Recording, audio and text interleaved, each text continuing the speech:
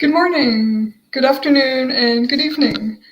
Welcome to the Industry 4.0 Club on LinkedIn Live. Thanks for taking the time from your busy day to join us. This is Women in Manufacturing, a weekly conversation on topics around Industry 4.0 with a focus on tech and manufacturing. It's a space to discuss the perspectives and challenges of women at work and at home. Our topic of discussion today is de-risking the digital supply chain. I'm Mitchell-Lin, an Industry 4.0 Club co-founder. For the last 5 years, I've been creating content for I-40 adoption in manufacturing. When I'm not supporting my fellow co-founders, I'm a content marketing specialist at Raven AI.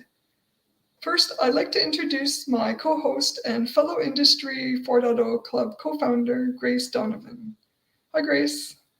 Good morning, good afternoon, depending on where you're joining us from. Thank you, Carol. So as Carol mentioned, I am Grace Donovan. I am also a founder of the Industry 4.0 Club. And when I am not here having interesting conversations with the club, I work for a startup in the digital technology space supporting manufacturers to connect workers on the shop floor. Great, thanks for joining us today, Grace. And we're happy to be on LinkedIn Live. You can find us on Mondays on Clubhouse app, usually. Please feel free to join us then for Women in Manufacturing. Today, we're pleased to have our special guest, Crissa Klein, who is joining us. Where are you joining us from, Crissa? I forgot to ask earlier. I'm in Charlotte, North Carolina today. Great, thank you so much. We appreciate you taking the time to be with us on Women in Manufacturing. And before we dive in, I'd like to know if you could tell us a little bit about yourself and maybe give us an idea of your journey through supply chain. Sure. Well, I'm excited to be here. I'm excited that women in manufacturing is actually a topic for discussion. I think when I started more than 20 years ago, there were not a lot of women. I didn't have a lot of company either on the manufacturing floor or throughout supply chain. I think I fell into supply chain accidentally and then couldn't get out and decided I really liked it. I started my working career as an economist.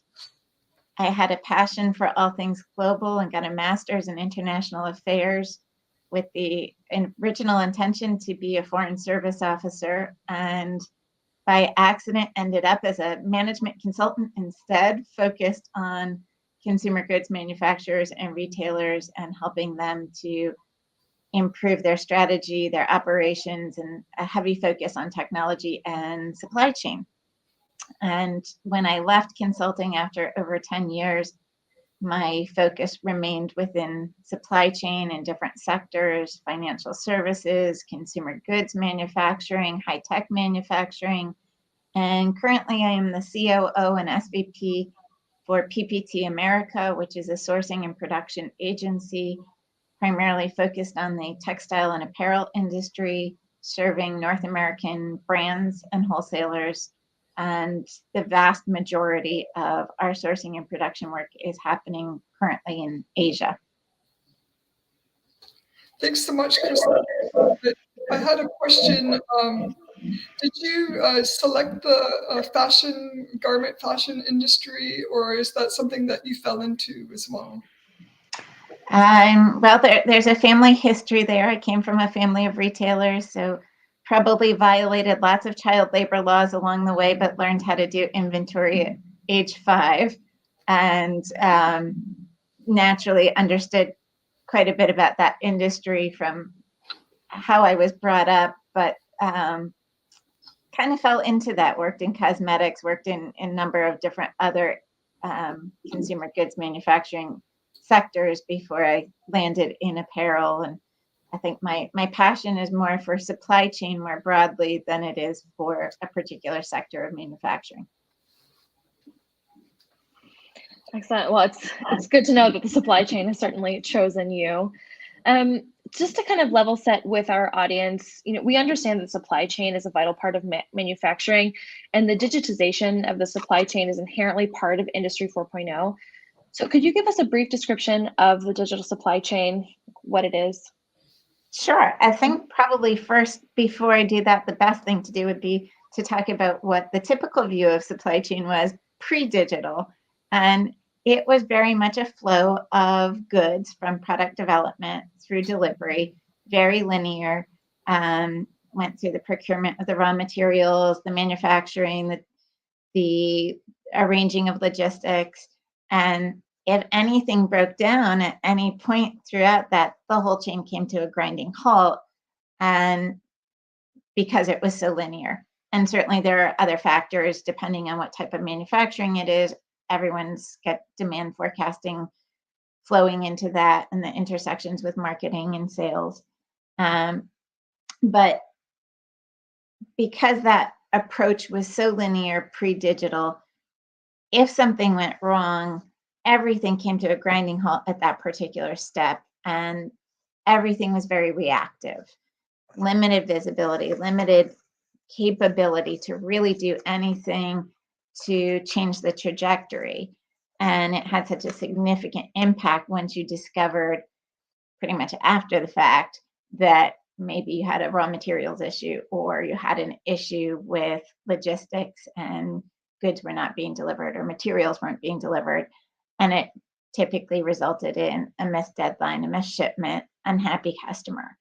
So digital supply chain, in contrast, is enabled to provide more visibility throughout the supply chain, typically through technology, and really to be able to see it at each stage of the supply chain consistently and in, if not real time, near real time, so that you have actionable items that you can change that trajectory, and you can be more customer centric in a digital supply chain where you're able to be more responsive and hit on the key pillars of speed, personalization, choice, things that really matter to consumers or customers in a B2B environment. But it also allows the supply chain owners to develop better relationships and more complex relationships with their partners in the supply chain, and to work together as better partners to proactively plan, to address risks, and to avoid disruptions wherever possible, or to have a backup plan when disruptions do occur. Excellent. Thank you. So as a quick follow-up there, the pandemic was, of course, a huge disruption to the supply chain. Ongoing. So, and yes, very much ongoing. When I talk to manufacturers, I occasionally will ask them around the delays that they're experiencing, and I think it's been consistent for quite some time, and they've adjusted to the new delays. But when it comes to the digital transformation that you have seen in the past 2 years, I did see an article that we've seen 10 years of advancement in the past 2 years. How have you seen companies go about adopting digital supply chains, and what are some of the barriers that people run up against or businesses run up against when they're looking to make the shift from a traditional supply chain to a digitally enhanced one? I think one of the biggest challenges is speed to implementation, finding the right solution for your business and getting it in place. Getting things implemented quickly is always a challenge. And certainly as we've evolved from the age of ERPs to more cloud-based software, that certainly has helped things. But there are so many more options out there, and finding the right solution and finding something that's either a best fit for the part of the supply chain that you need to tackle, or something that's all encompassing to manage that end-to-end visibility. And I think that the marketplace is just rapidly evolving in terms of what's available in terms of technology tools. And there's just an appetite to address risk in the supply chain and to have that visibility that never existed before. The level of investment that companies are making into their supply chains, that pre-COVID, it wasn't a high priority for many companies. And now, being in the position post-pandemic, or still in the midst of the pandemic, that we need to really address it. It's a critical, supply chain is top of mind for most companies now. It's in the news. It's nice to be recognized. It would be nice if it wasn't always bad news associated with the supply chain, but it's good that it's a topic of discussion finally. Awesome, thank you.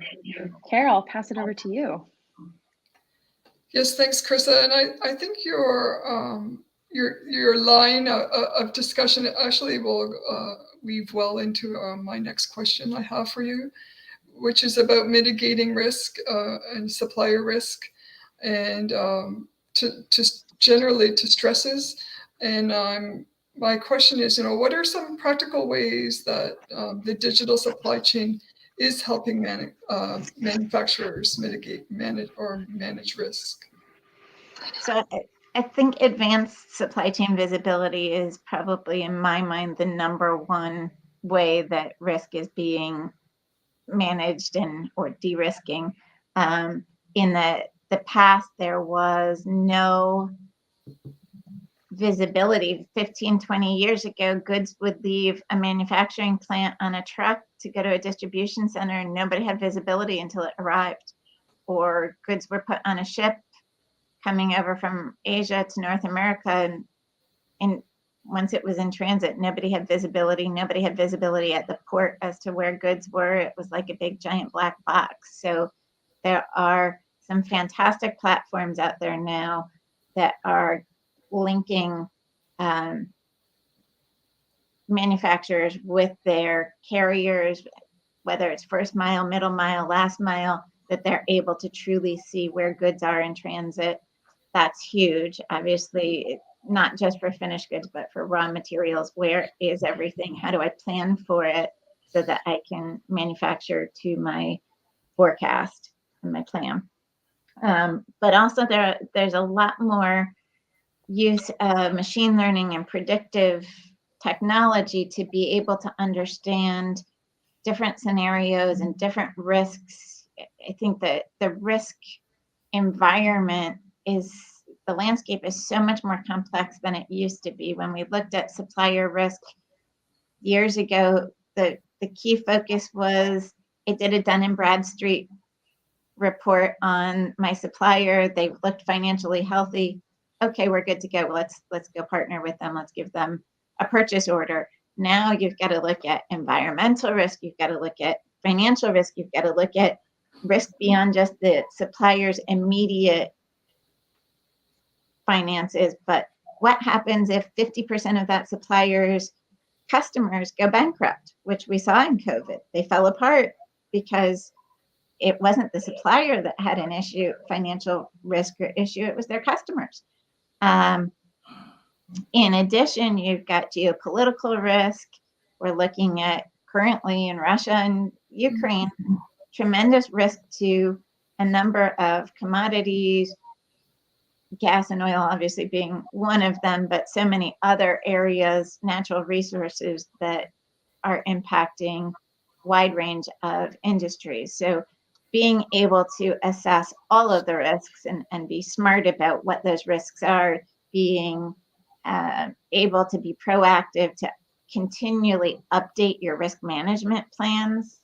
I'm pretty sure that there are a number of companies out there that did a risk management plan for their supply base in 2010, 2020 at best, and COVID came, and they looked at these risk management plans and they were stale. They weren't being consistently updated, certainly at a minimum annually, but I think things are moving at a much faster pace than that we've got to be much more proactive and be able to react much faster to changes in the supply chain. It also, the hot topic as COVID lockdowns occurred, and first we saw Asia shut down, and then we saw the rest of the world shut down. There was a lot of discussion about nearshoring, reshoring. I don't think the level of enthusiasm that was there for those topics at the start is still there at that same level. It's pretty challenging to pick up and move your supply chain in a lot of cases, and certain supply bases are very limited to certain parts of the world. But what we did see was the need for backup supply bases, secondary supply bases, the need to be flexible and adaptable within your supply chain to have alternatives. If your main supplier of your key raw material goes down, what's your backup? Do you have a secondary source? Do you have a secondary source in another part of the world if there's port congestion, if the Suez Canal is blocked? All wonderful things to wake up to in the morning. So I think some of those, but also that true end-to-end supply chain visibility is so critical. You could do a fantastic job building partnerships with your raw material suppliers and making sure that you have a steady stream, that you have backup suppliers or secondary sources, and to try and reduce the distance between raw material suppliers and your main manufacturing facilities. But if you don't do a great job on the back end and don't have visibility to where your goods are in transit to your customers, then it was a lot of effort up front for a big problem in the end. So really having the full end-to-end visibility is critical too. Yeah, one example I think of this, I think really just to distill that, is we're looking at how information flows so that we can react as close to real time as possible, and take action on those backup plans. Something that you might have seen in the news recently was a ship crossing the Atlantic full of luxury cars that caught fire, and I was seeing tweets from folks who had pre-purchased a lot of those vehicles being already notified from their dealers saying, hey, the vehicle that you purchased, we know precisely where it is, and it's somewhere afloat in the Atlantic. But I think this was a great example of what the digital supply chain is capable of, saying hey, you're about to experience a significant delay on the product that you ordered because of something that was beyond our control. So that was just something that popped up in the news that I felt it was a good example of what you're mentioning. So it's I don't know if you had any reaction to that. Yeah. That's a great example, I think, and it shows just in the course of 1 year how quickly things have advanced.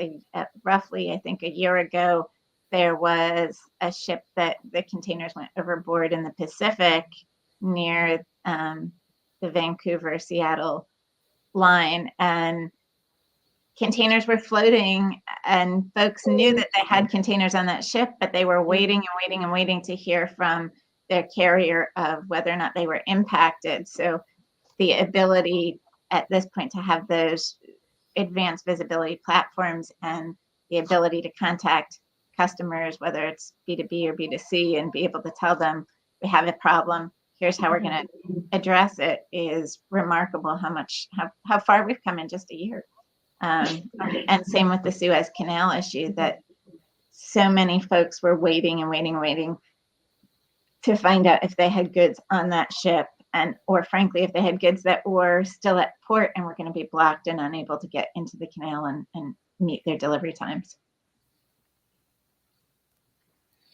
Grace and I did a bit of a recap on 2021, and we were so busy thinking about the effects of the COVID-19 on supply chain. We had completely forgot about the Suez Canal.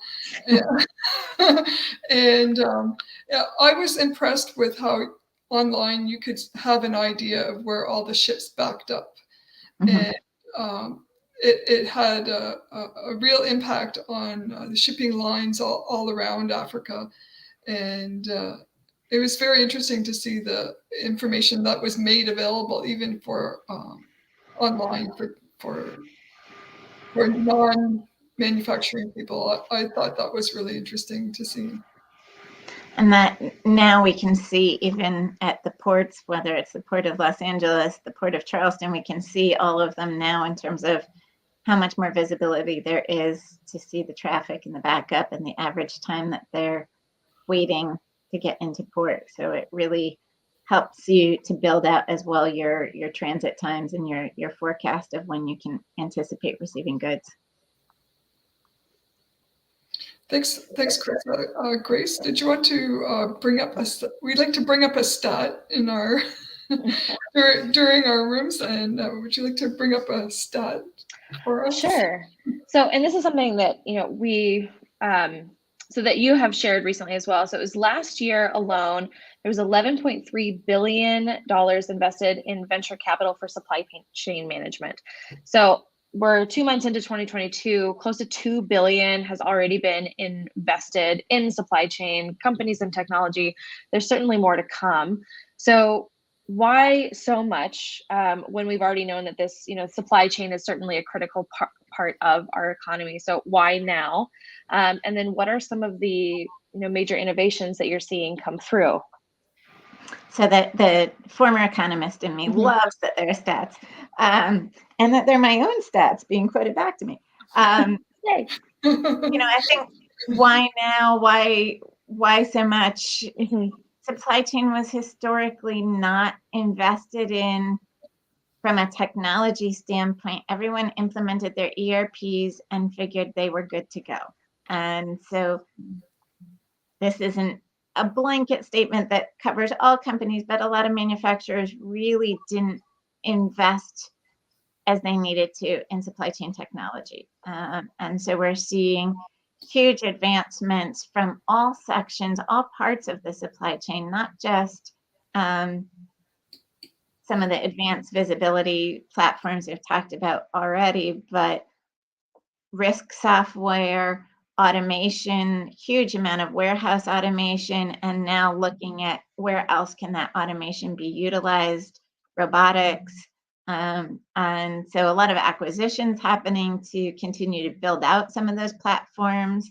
Some supply chain technology companies have become unicorns already within the last 2 years in terms of the funding they've gotten or raised. And they're really, I think that those who have raised the most or are spending the most are acquiring others to continue to build out their platforms or to continue to improve their technology. Less so maybe that it's not that we're seeing in the last 5 years that there's so many more deals happening, but the deals are getting bigger in the level of investment. I'm curious. So I've seen, there's a number of, startups and new entrants into the market, on the technology side. There are, in my experience and knowledge, and please correct me if I'm wrong, fewer on the, actual transporter side, just because from a barrier to entry standpoint. But where is, I guess the question really goes to what are some of the innovative either suppliers on the physical or the technology side? I guess where's the innovation that's really getting you excited?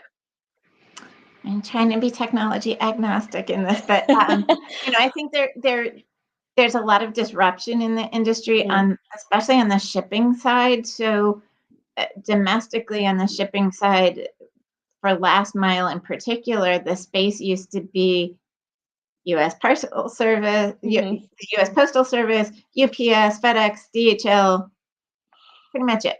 Now that space has 30, 40 players in there, and it's competitive. So there is a lot more, and they're much more technology advanced than we've seen in the past. So there's a lot more disruption in very traditional spaces. I think for me, one of the things that's exciting is something like Project 44's advanced visibility platform, where 95% of a company's carriers are already plugged into it when they sign up for the platform, so they really can see almost truly end to end based on what kind of carriers they're using. I recently was on one of their webinars where they were highlighting some of the last mile functionality, and we probably all experienced the frustration of, where are my goods? Where are my goods? I can't find my goods as a consumer with last mile, let alone as a business. So the ability for companies to now be able to see last mile where they're going to run into an issue across multiple carriers, not just on FedEx's site, not just on UPS's site, but across all of them, and be able to say, these 100 shipments are going to be late, and I'm going to proactively contact my consumers, my customers, and get ahead of it. We all remember the great customer service we get even when something went wrong, and we buy from them again. So this is a way for companies to really utilize the technology and differentiate themselves and mitigate a potential supply chain disaster before it happens. Yeah, I think it just goes to show that communication and building that trust with the end user, with the many stakeholders along the chain is certainly critical. But yeah, it takes a lot of technology to be able to do that efficiently and effectively. I think there's so many other advances, something like Viva systems, where they're looking at quality and regulatory and claims. And I think historically people were managing by spreadsheet and trading spreadsheets back and forth. And now to have everything in one cloud-based platform where you can identify where you had a quality problem in the past and what you did to rectify it, instead of calling up Fred and Bob and Todd and Carol and Grace and trying to find out what happened in the past and how do we fix it. That there's so much more at our fingertips and so much more that we can collectively share between the manufacturer and the supplier is really a huge advance that sounds so simple but wasn't happening. No, your mention of spreadsheets, I mean, that's something that I do every day. My day-to-day is to help, quality managers and production managers, like on the shop floor, say goodbye to their Excel spreadsheets so that they can get all the information in real time around, how is our production going? Are we going to make it to shipment, which would then lead right into the digital supply chain? And, spreadsheets they run deep. It's sometimes really hard to move past them, but I think it is looking at what are the statistics, like what are the benefits to my business of doing this? Again, how is it going to mitigate risk? I think people are now, there's just so much more digital awareness, I think, because of this major disruption that we've gone into. So, at least from where I stand, I see a lot more openness to adopting these new innovations. Of course, there's cost and of course there's barriers, but yeah, we're still very much in that transitional phase, I think, moving there, but we see the promise, that's for sure. I readily admit to still really liking my spreadsheets. Yes, they're very satisfying. They're satisfying, but they do have their limits. Exactly. And it's a very static tool that is used by the individual and can be shared back and forth, but it's not a truly interactive tool. And if we want to build better supplier relationships and better customer relationships, we need something that can be shared real time. Absolutely. Yes. Thank you. Thanks, Crissa. Before we close today, usually we do a short round of our final thoughts and takeaways for our room. And maybe Grace, did you want to start your Sure. takeaway for today? So this has been certainly, we really appreciate your time and knowledge. As someone who admittedly didn't know much about supply chain kind of coming into the pandemic, I've certainly learned a lot over the past 2 years, but it's something we're continually kind of pulling the veil back on I think, you said it's, you guys are getting your moment in the spotlight, and I think that's fantastic. And I appreciate you kind of helping us understand, us and our audience understand more about, the digital supply chain and really how it's different from the traditional supply chain. And my takeaway really is that it all comes down to speed of information sharing. And that while it sounds simple in practice, there is a lot of technology and challenges that go into making that possible. So, it's something that, as a consumer makes my life a lot easier, but then also just from a business perspective can be, helps you prioritize your own planning and, use of materials and time efficiently. So I think, there's multiple levels of where this communication and having that readily available can impact, it has a very large impact. So that's kind of my big takeaway, and thank you. Thanks, Grace. Crissa, I think my takeaway for today is the advancements and innovations specifically in shipping. I think you mentioned Project 44. So now I'm very curious about this, and I'm definitely going to be spending some time looking into that, and maybe I'll share a link in the comments for the event. If anyone else, this curiosity's been sparked by the shipping. Crissa, what are your final thoughts for today?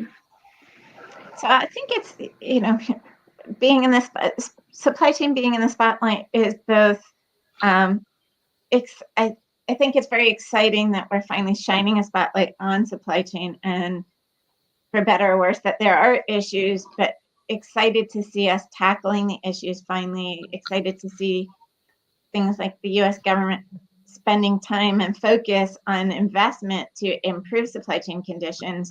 And I think we're just at the tip of the iceberg. There's a lot of technology to come. Bottom line, the technology is not going to do all of it for us, but to have better information and better tools to make good decisions, to mitigate risk, to identify new sources, to have the materials and the goods in the places they need to be at the right times is just such a huge leap forward. So I'm excited to be in supply chain. Thank you. Crissa, I think your combination of economics and supply chain, I think is invaluable experience, and we really appreciate you sharing it with us. And this way we can also share with others, and maybe even inspire somebody today. So thanks very much. And for the audience, if you like having conversations like this, look out for more LinkedIn live shows from the Industry 4.0 Club, or you can also listen to our shows live on the Clubhouse app. And our rooms start at 12:30 p.m. Monday to Thursday, and Wednesdays they start at 11:30 a.m. And I wish you all a great rest of your day, and to you as well, Grace and Crissa, have a wonderful day today. Yes, please go follow Crissa for all the excellent content she posts on LinkedIn, and so you can stay up to date on the latest supply chain news. Thank you so much, Crissa. Thank you. Thank you. Looking forward to your next Women in Manufacturing discussion. Excellent. Thank you. Bye. Bye.